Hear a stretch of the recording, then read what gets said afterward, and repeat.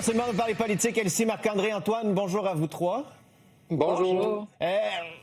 Antoine, François Bonnardel, exclu du cabinet de François Legault. On s'attendait peut-être à une démotion, mais pas à ce point-là. À quel point ça vient chambouler l'esprit à la CAQ, ça vient compliquer le travail de François Legault, ça ajoute de la frustration ou ça montre une scission même à l'intérieur des troupes caquistes?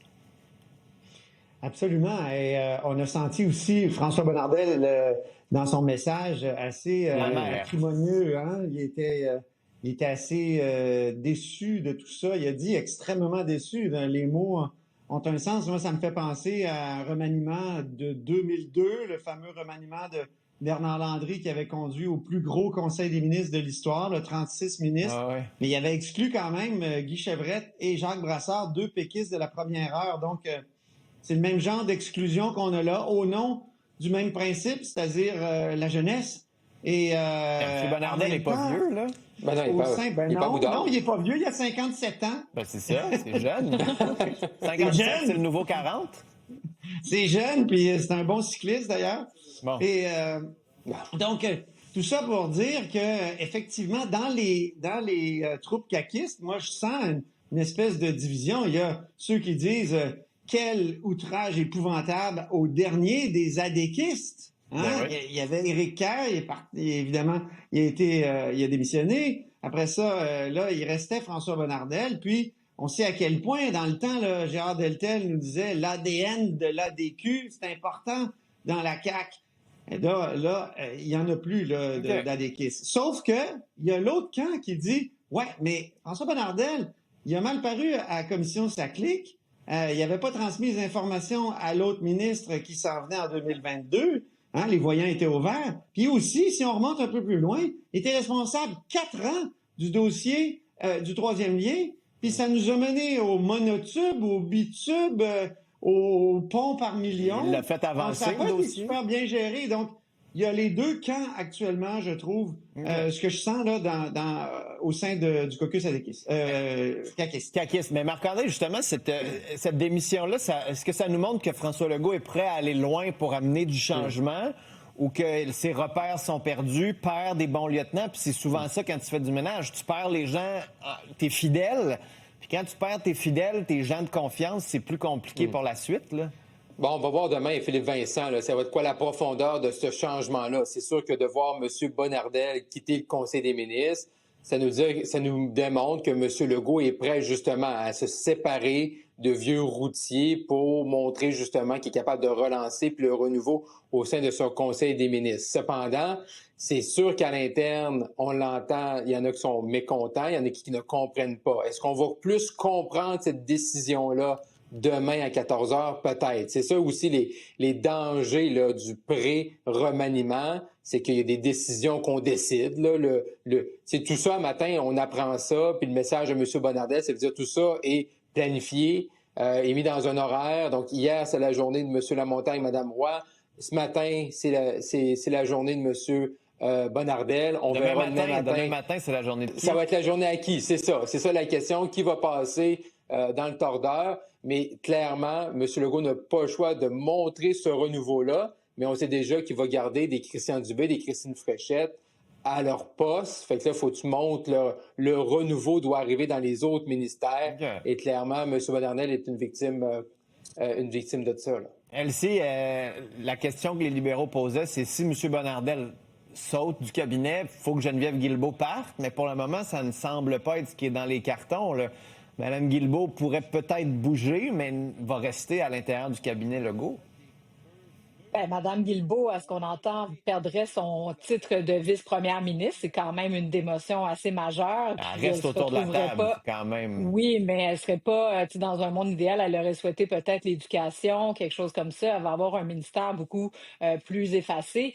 Puis l'autre chose, je sais que Mme Guilbeault, elle est plus tranchante, clivante, mais quand on regarde les choses, elle est arrivée en poste et puis elle a géré la crise ultimement. Oui, elle s'est fait prendre dans son témoignage, c'était moins solide, mais il reste que la personne en poste pendant les 4 années où il y a eu un dépassement de coût de 200 millions. La personne qui n'a pas informé non plus sa successeur, c'est M. Bonnardel. M. Bonnardel, ceci dit, il a un capital de sympathie. Il est apprécié comme être humain. Mais quand on regarde la gestion des deux ministres, moi, je considère que dans sa clique, malheureusement pour M. Bonnardel, c'est lui là, qui était là pendant les 4 années où il aurait pu peut-être changer la tournure des événements. Antoine, toi, ce que tu entends à Québec, c'est pas que Geneviève Guilbeault voulait un gros ministère. C'est quoi? Elle veut un break? Oui, d'une certaine façon, je pense qu'elle voulait les affaires municipales. Est-ce qu'elle va l'obtenir? Est-ce qu'elle est en position de demander? C'est ce qu'on entend le plus, là. Est-ce qu'elle est en position de faire des demandes?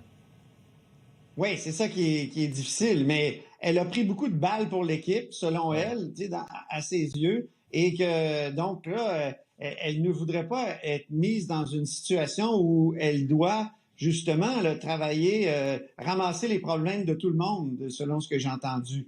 Alors, elle voudrait avoir un ministère, disons, peut-être moins clivant, moins porté, quoique les affaires municipales, si jamais Bruno Marchand est réélu, mettons qu'il y aura un choc à ce niveau-là.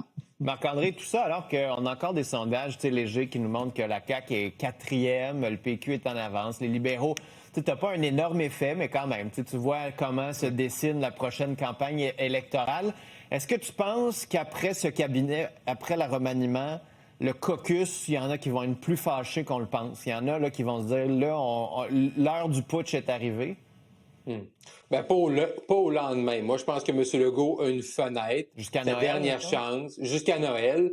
S'il n'est pas en haut de 20 d'ici les fêtes, là, ça va mal aller. Parce que là, toi, tu es un député, tu penses que tu es bon, tu n'es pas nommé au Conseil des ministres, tu avales la pilule d'ici le reste de la semaine. Après ça, les travaux reprennent, tu revois les collègues. Antoine t'écrit, Elsie t'écrit. Là, Antoine t'écrit, puis là, tout le monde, comment ça va, es-tu content? Là, tu dis, je vais donner une dernière chance. Si ça va bien, on va l'essayer. Puis là, à un moment donné, c'est exactement un peu ce qui est arrivé à Justin Trudeau l'an dernier, quasiment à pareille date. Il était vraiment sur une corde raide. Et à quel moment, pour M. Trudeau, ça a commencé à flancher? C'est le 16 décembre 2024 quand Mme Freeland est partie. Tant qu'un chef de parti a son caucus derrière lui, tu peux faire du millage. Mais moindrement que si ça commence et ça continue, parce que pour la première fois, on entend du grenouillage, qu'on dit dans le jargon politique. Là, on l'entend pour la première fois à la CAQ depuis 2018. Donc, est-ce que le remaniement va accentuer ça ou M. Legault va arriver avec un bon plan de match, tout le monde va dire « OK, ça fait du sens, on peut avancer avec lui encore. » Elsie, hier, on se disait, bon, ça va être le discours inaugural aussi qui va nous guider. Vois-tu, dans le mois qui s'en vient, c'est quoi, les vallées verdoyantes ou la lumière au bout du tunnel? Là, je ne sais plus quel genre d'exemple on utilisait à l'époque. En fait, pas vraiment. Moi, je pense qu'il y a quand même une chance avec des nouveaux visages, puis on se concentre, puis on a des succès là, avec quelques ministres appréciés, M. Jolin Barrette, Mme Lebel, Mme Christine Fréchette, Christian Dubé. Bon, il y a quand même une possibilité. Mais moi, je pense que les députés, je suis assez d'accord avec l'analyse de Marc-André, vont commencer à s'inquiéter. L'enjeu pour les caquistes, c'est que le résultat là, d'une possible remontée ne peut se faire que pendant la période électorale. Si la question de l'indépendance du Québec, du référendum, ne va pas dans le sens là, du Parti québécois et que là, certains Québécois se cherchent une alternative fédéraliste, à ce moment-là, la CAQ pourrait être meilleure que les libéraux qui, eux, se seront positionnés sur les dossiers comme la laïcité, l'immigration, la Constitution, pas dans les intérêts nationalistes du Québec. Et là, la CAQ pourrait remonter. Donc, c'est pour ça que les caquistes ont intérêt à quand même se tenir les fesses serrées parce que ça va se décider juste en élection. Vous comprenez? Mais ce qu'on entend, Vincent, oui. concernant les deux grands discours qui s'en viennent, là, le discours d'assermentation, donc il va assermenter ses ministres, il va faire un discours, et évidemment le discours d'ouverture à la fin du mois. Ce qu'on entend, c'est qu'il dit qu'il veut rendre l'État plus efficace. Mais c'est ce qu'il avait promis en 2018 aussi. C'est une bonne promesse en 2018. C'est peut-être encore une bonne promesse en 2025. Ah oui? C'est là. Comme un pont. S'il parlait du PQ. Ça parlait du Bloc.